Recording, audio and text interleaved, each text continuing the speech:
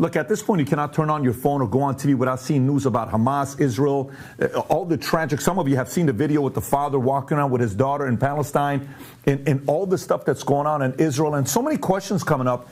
It was like, hey, how did Israel, some say the greatest air force in the world, how did you not know this was taking place? Don't you have the best intelligence in the world, Mossad? You mean to tell me for 1 year, Hamas built a city identical to the one that you have to prepare and train on how to attack, but you didn't know that this was taking place? And why is Iran involved in this right after U.S. unfreezes $6 billion, and then Iran's going out there chanting Magbat Amrika, Magbat Amrika? And then history-wise, who owned this land before? What happened pre-1948? Did Palestine own the land? And who owned it before Palestine owned the land? And are all Palestinians supporting of Hamas? Does Fatah support Hamas? Again, so many questions. We went out there and did research, sources, everybody on what's going on. Our team put a lot of time behind this. And we're going to talk a lot about this here today. And I can make you one guarantee. No matter what side you're on, there's going to be some parts you're going to disagree with. There's going to be some parts you're going to agree with. Here's what you know about me. You need to know about me. I'm an American, a proud American. I am a Christian, and I was born and raised in Iran, and I lived there for 10 years. So when I hear Magbat America, and when I hear all these different things that's going on, I'm not one that just watches the videos out there. I've lived some of these experiences. So I'm not leaning on propaganda. I'm sharing with you what my life experiences have been. Having said that, let's get right into it.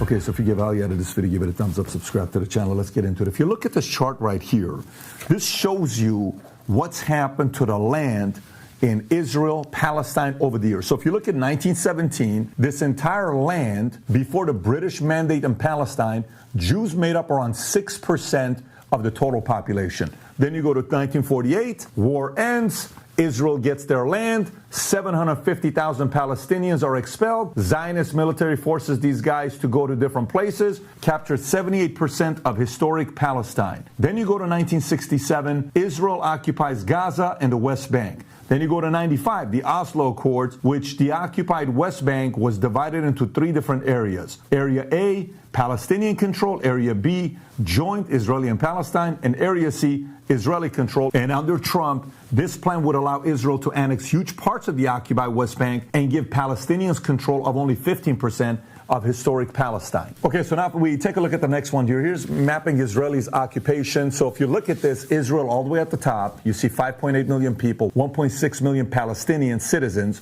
living together. You look to the right, you'll see Jerusalem. Again, 349, 4,500 Palestinians. East Jerusalem, 220, 345,000 Palestinians. Then on the south, you'll see it says West Bank. It says West because it's west of Jordan River, so they call it the West Bank. You'll see 463,000 Israelis, 2.7 million Palestinians. But go all the way east, you'll see Gaza, 2.1 million Palestinians. You'll see 0 Israelis, okay? So the one question that comes up is do all Palestinians support what's going on with Hamas and what they're doing right now? Like there's no way in the world everybody can support what some of these guys from Hamas are doing with families, the rape, these stories you hear about. 58% of the Palestinian population in Gaza Strip do support what Hamas is doing, but only 42%, those from West Bank, support what Hamas is doing. So less at West Bank, obviously higher at Gaza Strip. So a few things to know about Hamas. Hamas is a Palestine political faction that controls the Gaza Strip, which, by the way, if you want to know how big it is, it's twice the size of D.C. It's roughly 142 square miles, which has been under Israeli blockade backed by Egypt since Hamas seized control of the coastal strip in 2007. The blockade restricts the imports of goods, including electronic and computer equipment, that could be used to make weapons and prevents most people from leaving the territory, according to New York Times. So at this point, we know that more than 2 million Palestinians live in Gaza Strip today. But the key factor is the following here. The tiny, crowded coastal city has nearly a 50% unemployment rate, and Gaza's living conditions, health systems, and infrastructure have all deteriorated under the blockade. Why? Because people are afraid of doing business with them. They feel like there's risk to do business with them. So the policies, the way they're running it, we'll even talk about the Hamas charter here in a minute when you see what they had before 1988 versus when they recently updated in 2017. People don't trust Hamas because most people look at Hamas and they think ISIS.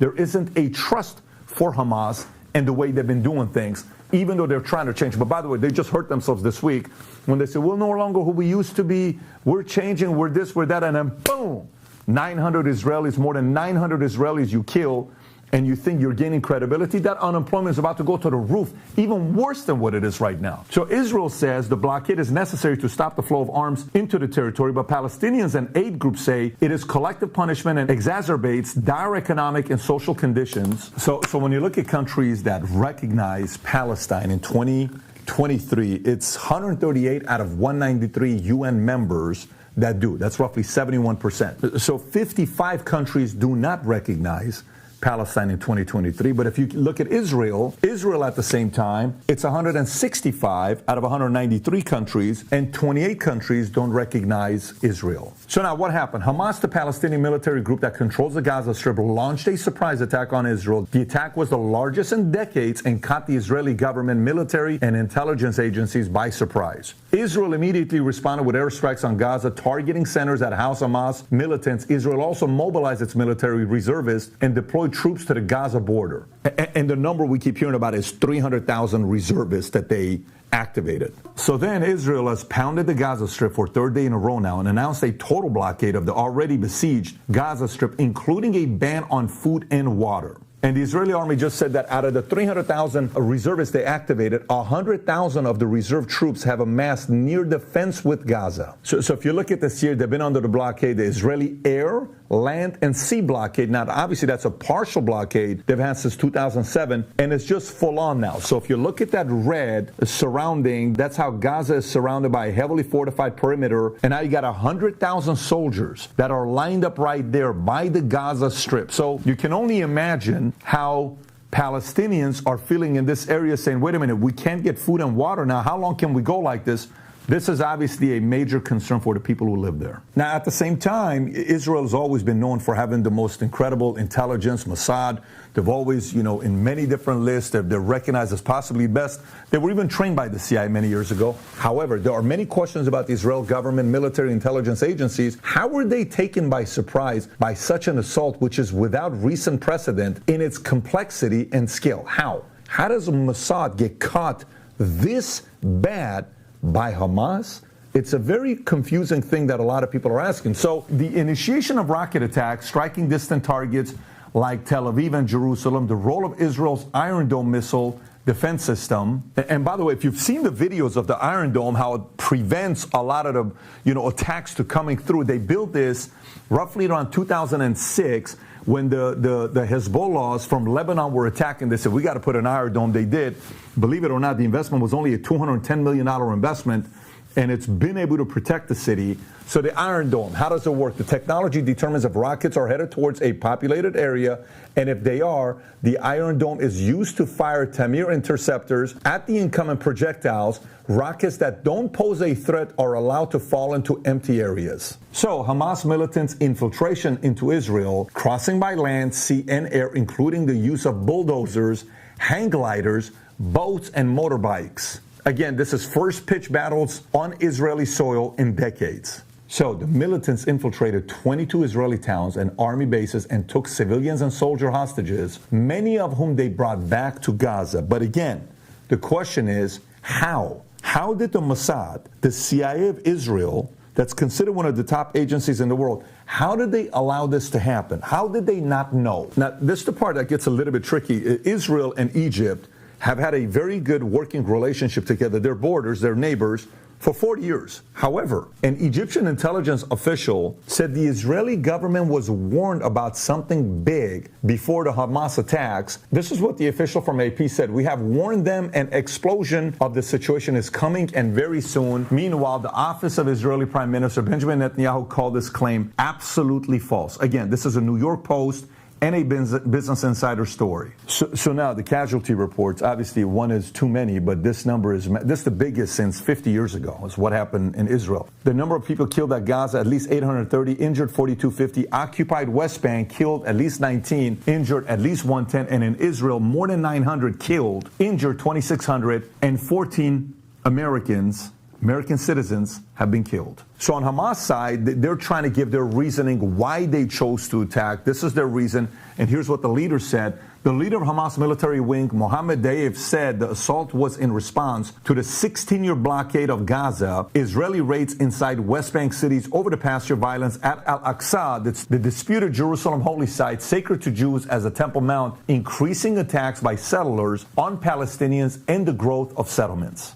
And to be more specific, the motivating factors for the attacks: number one, Israel's occupation of the West Bank; number two, recent Israeli police raid on the Aqsa Mosque in Jerusalem; number three, detention of thousands of Palestinians in Israeli jails; and number four, the contentious status of the Aqsa Mosque compound. When this happens, Benjamin Netanyahu, Prime Minister, comes out and says that Israel is at war after Hamas launched a devastating surprise attack on the country and vowed to exact an unprecedented price from the terror group. And many of these Israeli military reservists mobilized, and there's now speculation about a potential ground invasion of Gaza since tank units have been sent to the south. Here's some places that Israel airstrikes targeted. One, Israel's military said it had destroyed centers that housed Hamas militants. Two, Palestinian officials said that a hospital had been hit along with multi-story buildings, homes, and mosques. Three, Gaza Health Ministry in Gaza said that at least 400 plus Palestinians had been killed, most inside Israel and the rest in the enclave. So the one chart that's being shared all over the place on social media is this one here, the historical context of the Israeli-Palestine conflict. The red represents how many Palestinians have been killed in conflict-related deaths, and then the purple is Israel. Obviously, if you go back to 2008, look at the red versus purple, then 2009, and it continues and go to 2014, where this was a 50-day war in 2014 sparked by the kidnapping of 3 Israeli teenagers, ended in the deaths of 73 Israelis and more than 2,000 Palestinians, most of them civilians, for Israel seeking vengeance. And then today, more people in Israel have died in this conflict than in any year in decades.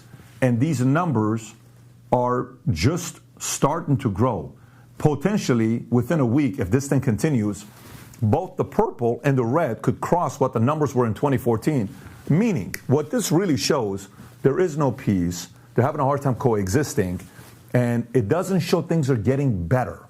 It actually shows things are getting worse based on this chart. So the uniqueness of this attack, here's what an article in New York Times says. It says, the issue came after months of profound anxiety about the cohesion of Israeli society and the readiness of its military, a crisis prompted by the far right, keyword, far right. New York Times says far right government's effort to reduce the judiciary's power. And the New York Times article continues, the attacks also came on the holiday of the Simchat Torah and nearly 50 years to the day since the Israeli authorities were caught off guard when invading forces from Egypt and Syria set off the start of the Yom Kippur War. The part that got interesting is when all of a sudden Wall Street Journal wrote an article talking about how Iran was involved with plotting the attack on Israel. And if you look at this article here, Iran has long been a supporter of Hamas and Hezbollah, 2 Palestinian Lebanese militant groups that are designated as terrorist organizations by the United States and Israel. Think about Hezbollah and Hamas, just think ISIS. Okay, if you know ISIS, Hezbollah, Hamas, similar mindsets. Iran has been setting aside other regional conflicts, such as its open feud with Saudi Arabia and Yemen, to focus on coordinating, financing, and arming militias antagonistic to Israel. Now, here's where it gets a little bit interesting. You know the $6 billion that U.S., unfreeze to give to Iran in exchange to a political prisoner? Do you know when that report, the news was reported to the rest of us? It was on 9/11, which is kind of weird, right? It's roughly a month ago when this happens. Then former Speaker Kevin McCarthy is calling on President Biden to refreeze the $6 billion in Iranian funds in the wake of the recent attacks on Israel by Hamas. We're thinking, yeah, let's work with these guys and let's give them the $6 billion and give us some political prisoners. Everything's going to be great. Then you see them in the parliament, in Iran, Bad America, death upon America. After we just gave you the $6 billion Kind of weird, the timing of this whole thing. But let's continue here. In a lengthy address laying out a 5-step plan to address the escalating conflict in Israel, McCarthy took aim at Biden administration for its prisoner swap with Iran and his decision to unfreeze $6 billion in frozen Iranian funds in exchange for freedom of 5 wrongfully detained American citizens.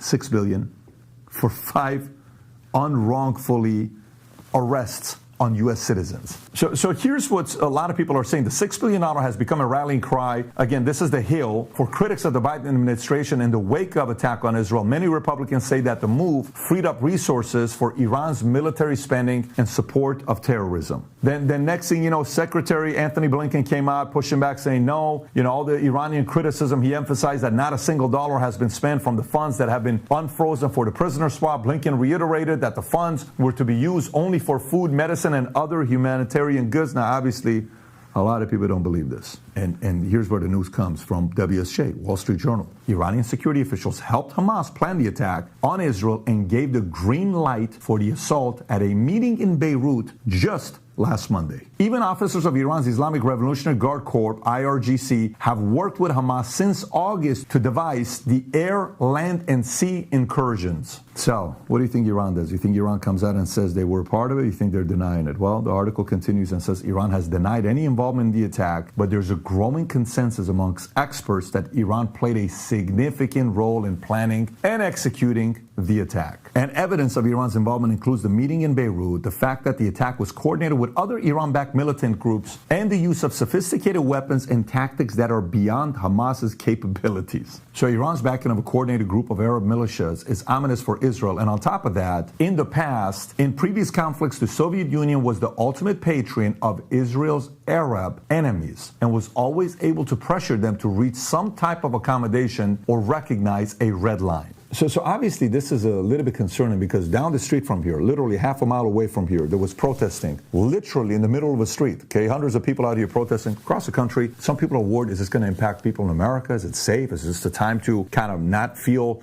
that safe going out with your family and your kids? Are they going to calm this thing down? It doesn't look like it is. One side is saying, if you keep bombing us, this is what Hamas is saying, we're going to have to kill each hostage and we're going to show it on the internet so people can see that. Just think about like a statement like that being made. And Israel saying, look, we're not negotiating with terrorists. And on the Israel side, there's two sides. One side saying, look, the left, the liberals are saying, hey, find a way to negotiate. The other side's like, we're not going to negotiate with terrorists. These guys are saying they're going to kill your kids. And you want us to sit there and negotiate? You believe these guys? You believe it? Whether we say anything or not, they're not going to do it. Now, again, whichever side you lean on, that's what's being done today. So how is America and Saudi and others looking at this? And do people trust that actually peace will be able to become a reality here? We don't know yet. But here's what happened. There's been international reactions, including President Biden's support for Israel. Arab nations, including Saudi Arabia, are calling for de-escalation, but avoid blaming Hamas. They're still being supportive of Hamas. They're not blaming Hamas. They're just saying, we want this thing to be done, and we are making a lot of progress with Israel. But we just want to make sure everything's going to be good with everybody. So this is kind of tricky because, Biden just recently, his top aides were trying to push Saudi Arabia to normalize diplomatic relations with Israel. Yet Saudi Arabia has never recognized a Jewish state out of solidarity with Palestinians, but had seemed ready to change its policy. You think this event's going to help Saudi be even more comfortable to want to do it now? Or you think they're going to say, whoa, we got to back off this one here. This is not a good look with us and Hamas and our relationships there. So the question, can it get worse? Well, the risk of a wider regional conflict involving Hezbollah, this is New York Times article, the Lebanese Shiite militant organization that fought a war with Israel in 2006. This is Hezbollah coming from Lebanon. This will be on the northern side. In a statement, Hezbollah said it was closely following the important developments in the Palestinian situation with great interest. What that means, no one knows. They're speaking sign language. So now United Nations that is trying to play a role of a peace, let's de-escalate, let's not. This is their assessment of what they're thinking is going on. United Nations peacekeeping forces in southern Lebanon said that the situation on the Lebanese-Israeli border was volatile but stable after Hezbollah and Israeli exchanged artillery and rocket fire earlier in the day. Volatile but stable? Really? I mean, you either believe UN or you don't, but here's the reality of it. If you look at the charter, Hamas charter, that they had in 1988. They just updated it in 2017 and kind of cleaned it up 6 years ago.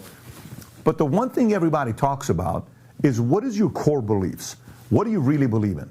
You can read the entire chart. It's not hard to find on the internet.